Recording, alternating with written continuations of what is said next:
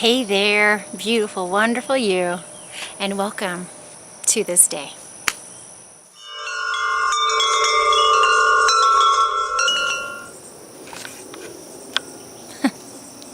So, I guess I'll kind of start over. So this morning was a bit of a this morning was definitely a prosecco with some lavender syrup in it kind of morning. I'm coming upon this experience and this realization of something that I've dealt with over and over again. And it's something that I keep thinking I want to make a video on or I want to talk about, and I get stuck. I don't know, I just get stuck. And it's because it's a subject matter that so many people abide by without even thinking about it.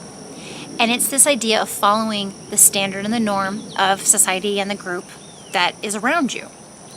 So this is this could be your family. This starts with the family group, then it expands out from there to the friends, the people that are closer to that group, and then it expands further into the neighborhood or the area you live in, and then the city, and then the state, and then the country, and then the world as a whole. It just expands itself exponentially. It just keeps going until there's no more left to include.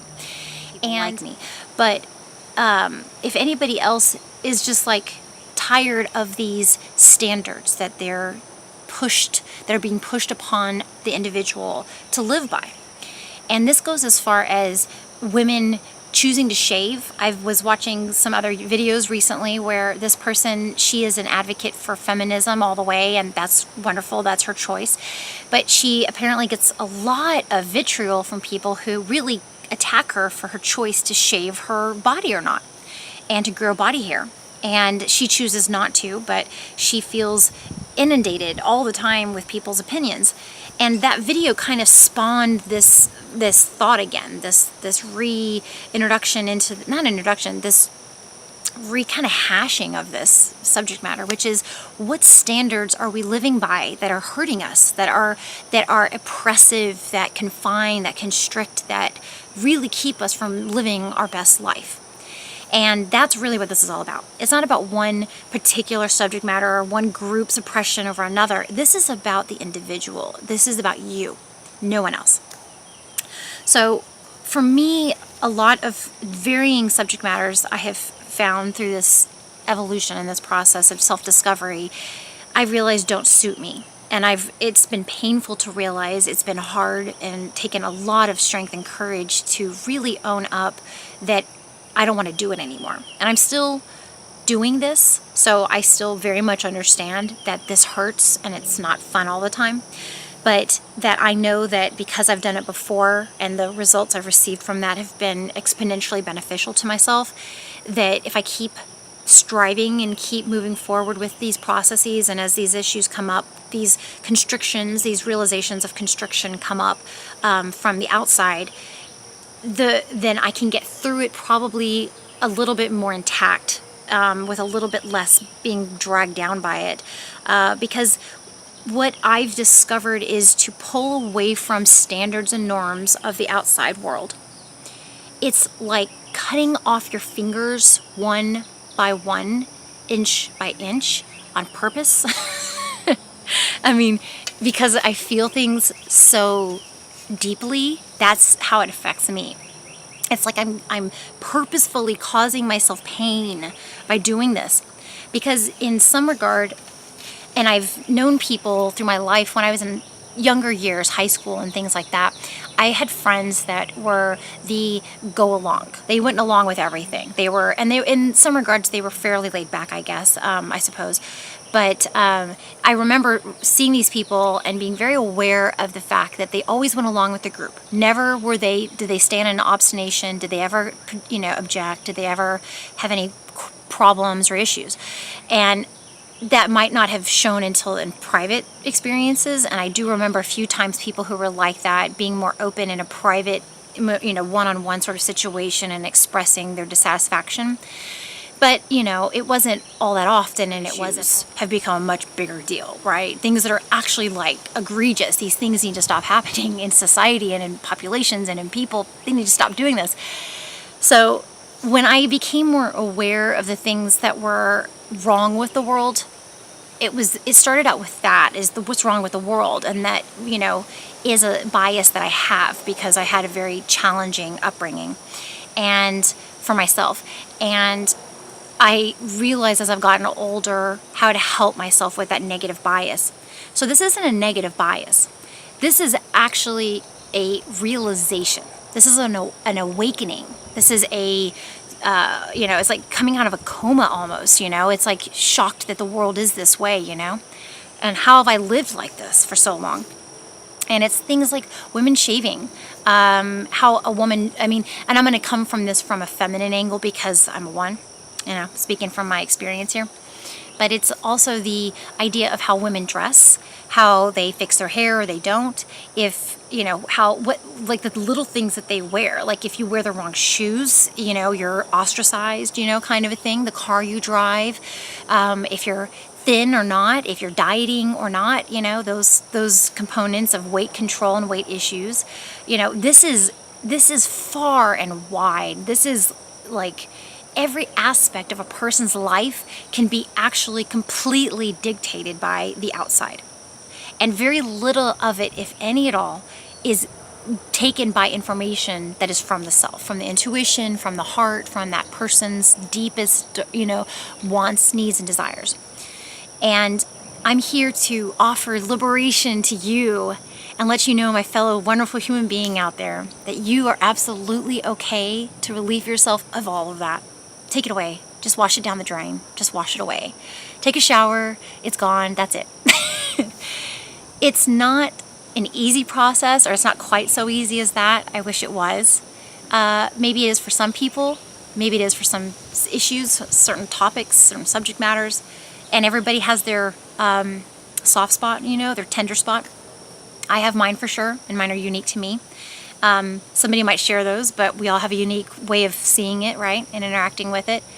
But all of a sudden today, I realized that it's not just about what it tells me what to do in my day-to-day. It's not just about if my hair's this, or my legs on the hair on my legs is there, or if I have gained weight, or if my clothes fit a certain way, or if I'm wearing certain kinds of clothes, or whatever, I realized all of a sudden that once I started taking away those constrictions, I started removing those barriers against me expanding myself, right? Because these are fences that we put around ourselves to be this way, right? To act this way, to see this way, to be this way, to do everything. Our life should be this projection of this experience. When those things got removed, when I took those barriers off, and I do it repeatedly, I kept doing it and I kept doing it, and every time this came back up, it was a rehashing of the same old ones, to remind myself it's okay to let this thing go, because it was painful, right, to acknowledge that I'm not going to be like the norm. I'm not going to be like the group. People I've had for many years as friends, I've realized aren't really my friends now because they live their life with those parameters and I'm not willing to anymore. But the way that they see the world is something that they project, so you can't really be in their company without them putting it on you, because that's how they see the world, and you don't fall into that parameter. It's now an offense. It's now a confrontation without words being spoken. It's just an automatic agitation to them. I started to realize through this repeat process of realization and actualization with other people and all this other stuff, that it wasn't that when I removed those boundaries, when I removed those constrictions, that all of a sudden it was like the real thing down inside was this feeling of oppression, of self-expression, of a self. And I think that, and I know, and I watch people still now who live their life with a lot of these regulations and rules around themselves. And I've been able to approach it much more compassionately now. In the beginning of this process of separation from this, it was much harder to be compassionate to others because I had very little compassion for myself at that time. But as I've grown and moved forward with this, I've noticed that the greater capacity I have for the love of myself, then I can now allow that for others as well. And I'm starting to notice that the people who are still in my life that still operate by this kind of self-regulation by the outside world rules, I've noticed that they identify themselves with it. That everything of who they are identifies with that. And it's really hard to it's like splitting a hair with this, because what is true to people is just on the other side of this mirror. And it's just the other side of that mirror. The mirror only reflects what you are willing to see. But if you can just allow that mirror to fade away for a moment and just look at what's behind it, you might see something different and new. That is terrifying. It's so scary. And that's what happens when you take away these outside rules.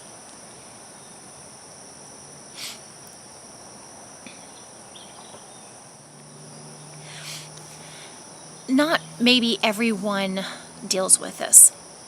But I don't know.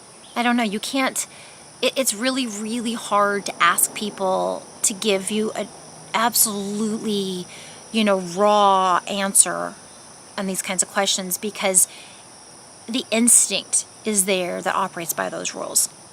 I know that that's still an aspect of my experience that I still deal with, is this idea that I even answer based upon those rules still, and some of these rules still.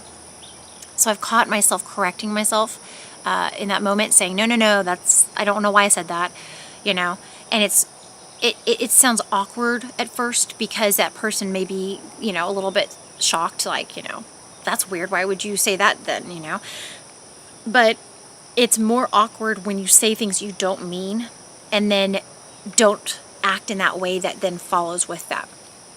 People notice that much more intrinsically, I think, and it becomes something of a very subconscious abhorrence almost. I've watched people react that way. That's why I say that.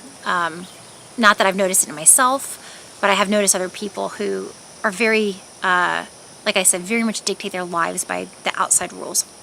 And when they see people who don't follow those rules but present that but don't follow them, I've noticed that they feel offended almost more so because they know something's wrong, they just don't know what it is.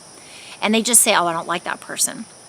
And what I've discovered is that what's really happening, and something that's happened because of my personal process, is that what I've noticed is that people who don't support that process for myself, that process of evolution and awakening and shedding, that they tend to have the strongest response first.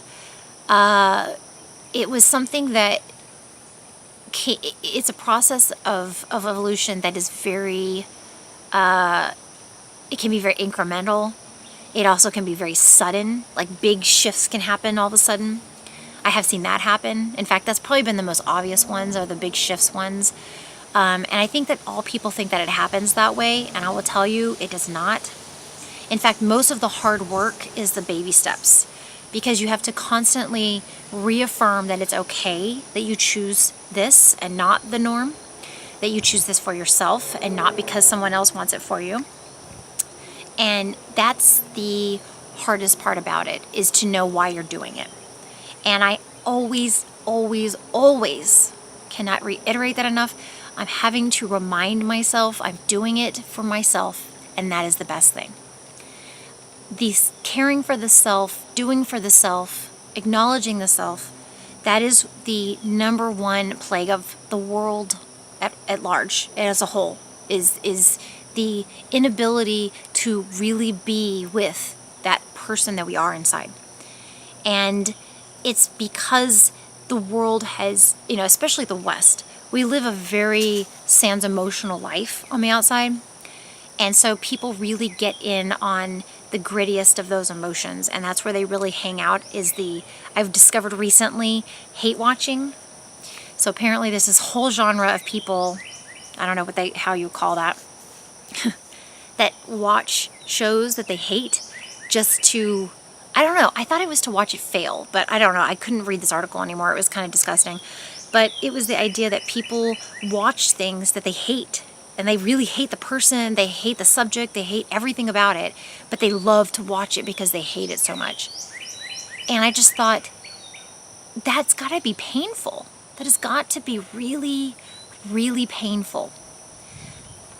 But what I've come to realize is that right there is the most absolute expression of a hate for the self. I know that people would not continue to subject themselves to things that cause them so much pain if they genuinely listened and tuned into themselves and heard that voice that said, I don't like this. This feels really bad. And that's the self that lives, that lives within, that is always shrouded and covered up by the rules of the group, the rules of the whole, of the mass. And that's what we don't listen to. So it is a bit of an either or. I don't believe you can do both. I think that there are some people who are savvy enough and aware of themselves enough that they understand the kind of game that society plays, and that they realize that most people aren't aware of these things, aren't awoken to themselves and aware of that deeper self.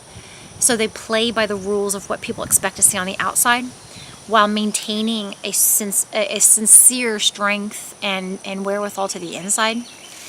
But those are very rare people. And even some of those people that I have been pretty sure were very much aware and alive and within, I've also come to this notion that there's a part of them that does not like the incongruency, that really, really hates it, despises it.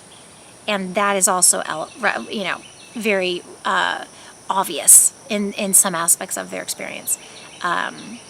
So it's not judging that people are insincere. It's not judging that people are inauthentic. But it is that I want to stand up and be counted as someone who's standing here and saying to you that I am undergoing and I have undergone this process for myself. And while it may not seem glamorous on the outside, and it's not, tailored and, cutesy, and it's not got a super clean cover on it, that as it was put, my house is clean, right? My internal self knows that this is all good, and that doesn't matter what anything is on the outside, because it's only what is on the inside that really matters. And the reason why that's so important is because this is all of this work that the individual does, that I do, that you are undertaking for yourself. All of this process of the spiritual evolution and awakening and awareness into the greater world at large, to the thing that's much more beyond the physical realm of what we see every day. It's for those moments when you're by yourself. And there's that quiet, and there's no distraction. And that's the moment where you need you. And more people than you would know are alone. And I don't mean in a way of by themselves without friends or a companion. I mean, they can never be left alone because they're so terrified of what they might discover. They're so afraid, and they're completely alone because they don't have themselves as a best friend. They don't have that inner knowing, that higher self that acknowledges themselves. And it's all there. It's just not strengthened. It's not engaged. It's not turned on. I don't know what. It's not really developed. So that's why this is all here. This is all the experience of humanity. It's all here for us to become aware of ourselves. But we just have to reach out and take the opportunity for it to come into our experience. So an aspect of this that I feel is particularly important for people who are artists and creative and in general. I mean, this is everybody, but I think everybody benefits, and I know everybody benefits from having a creative mindset and outlook on life. But I think that all of this is so absolutely important for people who are particularly creative. It's something that your art will reflect the depth of knowing that you have and knowledge that you have and ability to tap into that depth of yourself. It comes out in your creativity.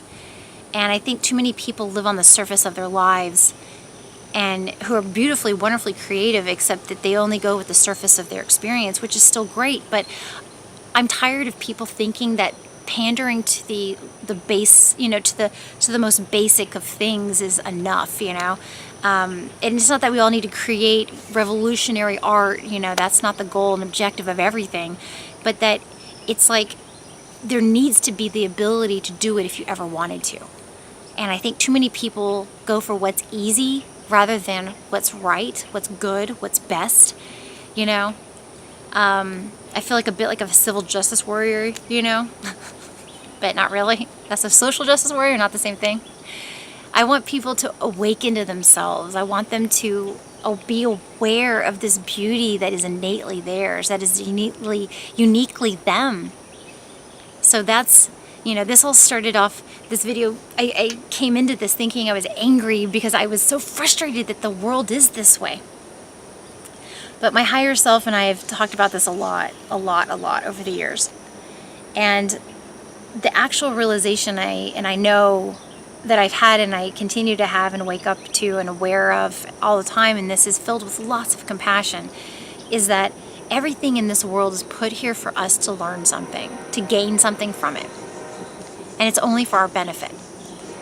It may not be easy, it may be incredibly painful, it may be incredibly hard, and it may suck while you're doing it, but you know what? It is so worth the effort, because it's only by reaching deep down inside.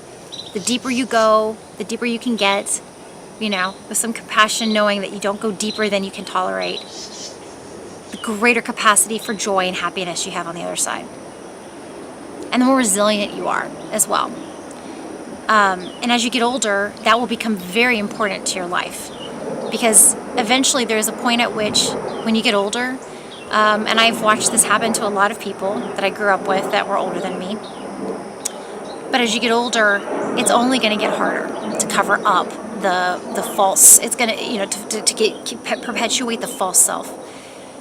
Because you don't have as much ability for attention, you don't have the energy levels. It all takes so much out of you to sustain and maintain and continue on that outward identity that isn't true to you. So this is for liberation, not just now, but for life. And to hopefully put yourself on a track for living that is going to just continue to blossom and blossom and blossom the further down that road you go. Because I want to help keep people from going towards the end of their life with more regrets and more, you know, and more disappointment, because life just, they kept this up their whole lives and it didn't come to anything. And I know too many people that are 30 years my senior that they just live such sad lives, and you can tell that their personality is just stunted at a certain point because that was the fake self that they lived in the whole time, you know. And that's a bit more on the personal side of things for me, but you know, I want other people to know that it's okay to stand up and be counted, and to know that if you express your authenticity, I can't talk. If you express your authenticity and you reach for it and you find it and you begin to substitute the real for the fake, and you just keep doing that, just keep doing it and keep doing it, eventually you'll get to a point where you can finally look back and say, look what I did. This is amazing. And no one else will see it. That's the problem. You know? You might not have anybody else who notices. But when you're by yourself, in those quiet moments, when you can't escape yourself and you can't run away, there won't be anything to run away from, or there won't be much left. And even if there are parts that are still scary and they still cause you such worry, you will know by your own experience and your own heart, because you're a champion and a warrior, persevered and went forth, that you can do it. And you are stronger than you've ever imagined, and that you are here for a reason, and you're absolutely important to all that is. And even if that large perspective is too hard to embrace, you'll know you did it for yourself. And that's all it's about. Much love to you. Thank you, thank you, thank you, thank you so much for being you, a truly wonderful and beautiful spiritual being. Mwah. Have a lovely day.